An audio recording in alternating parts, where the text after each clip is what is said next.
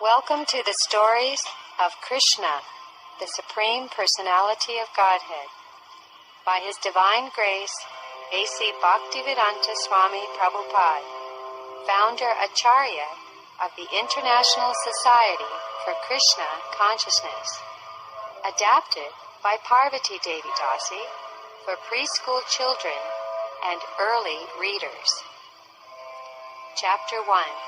The Appearance of Lord Krishna. Once upon a time, the earth goddess Bhumi became a cow and went to ask Lord Brahma for help. Crying, she said, "The whole world is upset because now there are many kings on earth who are really demons."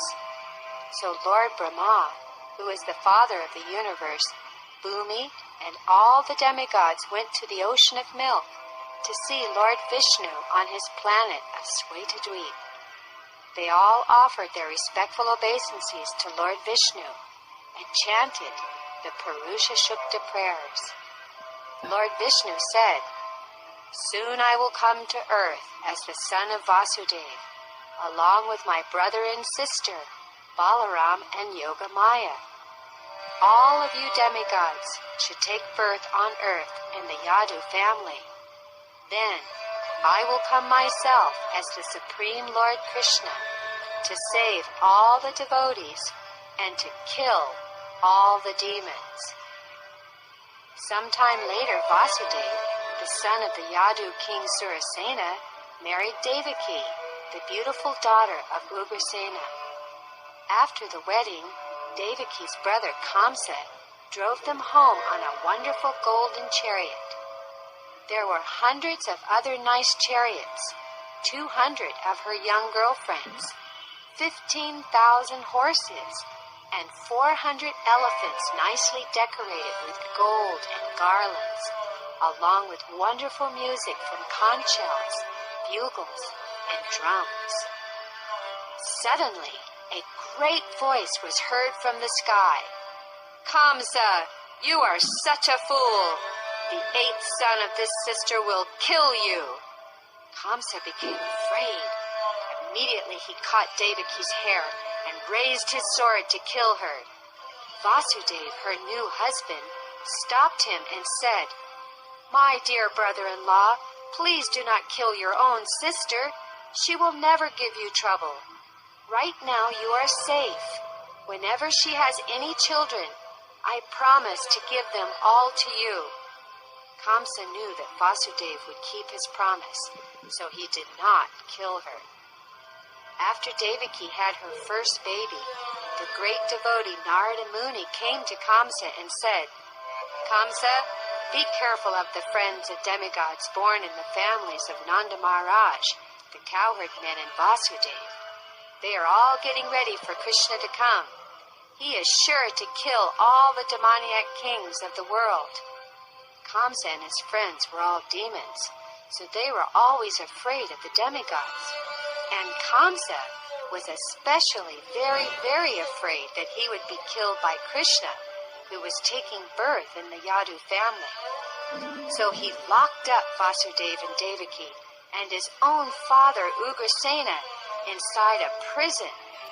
Then Kamsa made himself the king. He began to disturb all the Yadu family and even killed the 6 baby boys born to Devaki and Vasudeva, one after another. Krishna's sister Yogamaya took Devaki's 7th baby Balaram away and put him safely in Vrindavan with Rohini in the house of Nanda and Yashoda. Then Krishna was ready to come as the 8th son of Devaki. The baby Kamsa feared the most. As the days went by, an ocean of hate grew in Kamsa's heart. He waited for the child to be born, hoping to kill him, as he had killed Devaki's other 6 sons. He was always thinking of Krishna 24 hours a day, while sleeping, eating, working, while talking, sitting, or walking.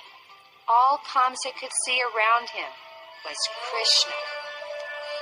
Devaki became very happy waiting for Krishna's birth. All the demigods and Narada visited her to tell her, "Do not be afraid, Devaki.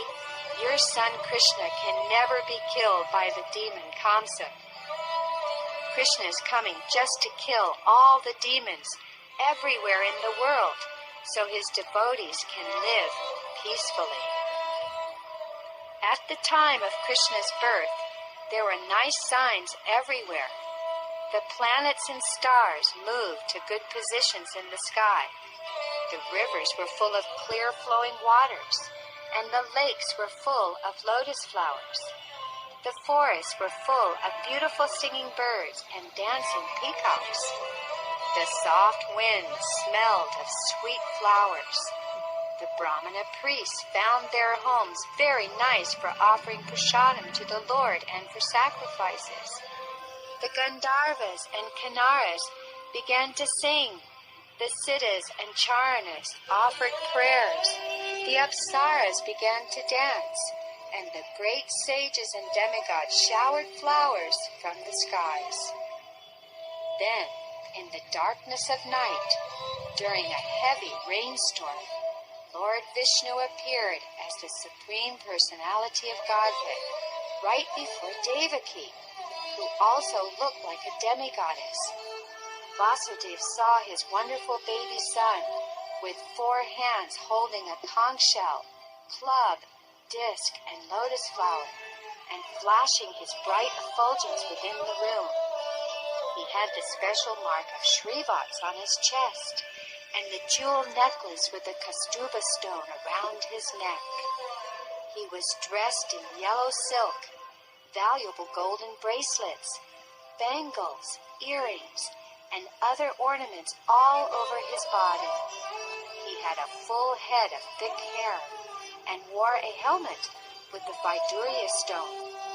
Vasudeva wanted to celebrate the birth of his wonderful baby by giving away thousands of decorated cows to the Brahmanas, but as he was locked in prison, he simply prayed. He bowed down with folded hands to offer prayers. "My Lord, you are the Supreme Personality of Godhead, and you have so kindly appeared in my home to kill the demoniac kings of the world like Kamsa.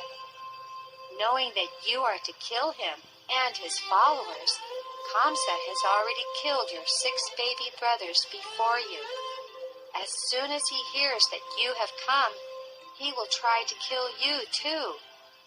Devaki was very afraid of her brother and prayed, "My dear Krishna, please save me from the cruel hands of Kamsa. As soon as he knows you have come here, he may hurt you. So please hide your 4-armed form from our eyes."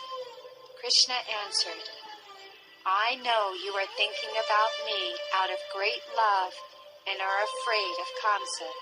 Therefore, take me now to go cool Vrindavan and exchange me with the daughter who has just been born to Yashoda." Then the Lord turned himself into an ordinary small baby. Vasudeva quietly took his little son out of the prison. Somehow, everyone in Kamsa's palace, especially the doorkeepers, slept very nicely, and all the doors opened. The night was very dark, and it was thundering and raining. While Vasudeva carried little Krishna in the heavy rain, Lord Anantasesha spread his serpent hood over the head of Vasudeva, just like an umbrella. They came to the Jamuna River. It was roaring with big waves and foam, but they were able to cross. On the other side, he went to the home of Nanda Maharaj in Vrindavan, where everyone was also sleeping. He walked inside quietly and put Krishna down next to Mother Yashoda. Then he picked up Yashoda's baby girl and went back with her to the prison of Kamsa, where he put her down next to Devaki. He locked everything very well so Kamsa could not see that so many things had happened during the night. After Vasudev locked the doors and gates, the gatekeepers woke up and heard the new baby crying. They went to tell Kamsa. Kamsa was so very afraid that his hair stood up on end. He jumped out of bed and cried, "Now the cruel death of my life is born." Then he hurried to the prison and to the bed of Devaki and the baby. Quietly, Devaki said, "My dear brother Kamsa, please do not kill this baby girl. You won't be killed by a girl, but by my 8th son." Cruel Kamsa grabbed the newborn child to throw her down hard on the stone. But that baby slipped right out of his hands and went straight up into the sky. Actually, she was the wonderful goddess Durga. She wore a beautiful dress, flower garlands, and shining jewels and ornaments. In her 8 hands she held a bow, spear, arrows, bell, conch shell, disc, club, and shield. From above in the sky, the goddess Durga shouted at Kamsa, "You rascal, you cannot kill me. The child who will kill you is already born before me somewhere within this world. Don't be so cruel to your poor sister." Then she left. Kamsa became even more afraid. He said to Vasudeva and Devaki, "I have been just like a demon to kill your 6 little babies. Please excuse me for my terrible behavior." Kamsa became even more afraid. He said to Vasudeva and Devaki, "I have been just like a demon to kill your 6 little babies. Please excuse me for my terrible behavior." He unlocked them personally and let them go out of the prison. But the next day he had a change of heart. Kamsa, who was the greatest rascal, ordered his demon friends to disturb all kinds of saintly persons and to kill all children born in the last 10 days. In Vrindavan, it was declared that a boy was born to Yashoda. Nanda Maharaj gave away 200,000 well-decorated cows, mountains of grains, golden-bordered cloth, and ornaments to the brahmanas, musicians, and singers. The brahmanas chanted different Sanskrit hymns for the good fortune of the child. All the cowherd men and their wives, the gopis, dressed up very nicely and brought gifts for the new baby. When they got to Nanda Maharaj and Yashoda's house, the gopis gave their blessings to Krishna by mixing turmeric powder, oil, yogurt, milk, and water, and sprinkling it on baby Krishna and on everyone there. The cowherdmen saw the fun, and they in turn joyfully threw yogurt, milk, ghee, and water on the gopis.